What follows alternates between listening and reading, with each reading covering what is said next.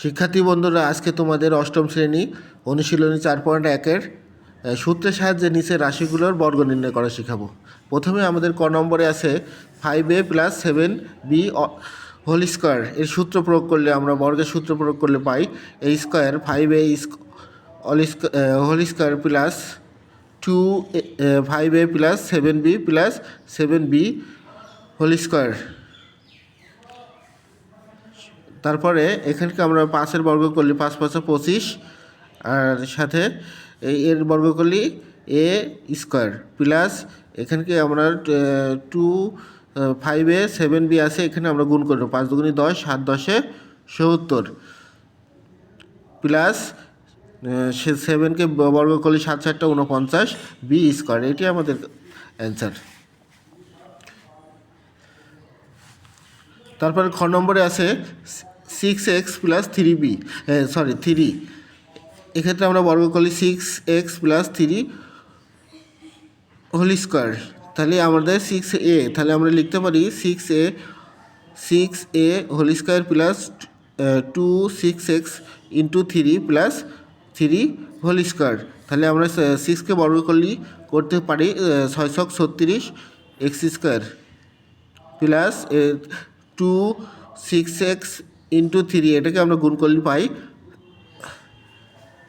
6 × 2 = 12, 3 × 12 = 36x plus 3কে বর্গ করলে পাবো 3 × 3 = 9।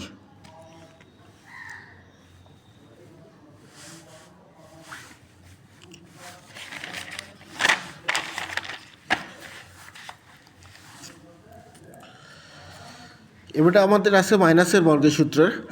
মাইনাসের সূত্র এখানে আছে 7p - 2q। এ বর্গ করলে পাবো 7p - 2q হোল স্কোয়ার। তাহলে আমরা 7p,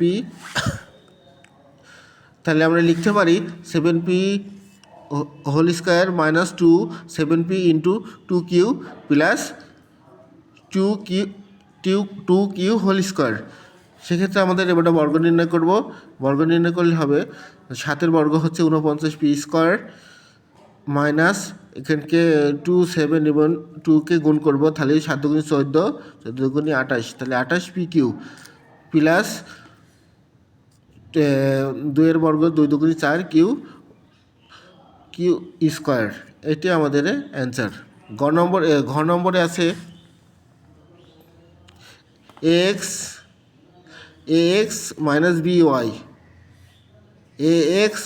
by একে বর্গ করলে পাই ax - b হোল স্কোয়ার সমান, এটাকে লিখতে পারি ax whole square - 2ax × by plus by whole square. তাহলে আমাকে এই এক্সের বর্গ করলে a square x square minus এটাকে গুণ করে দেবো, তাহলে আমরা লিখতে পারি 2ax by plus by y square.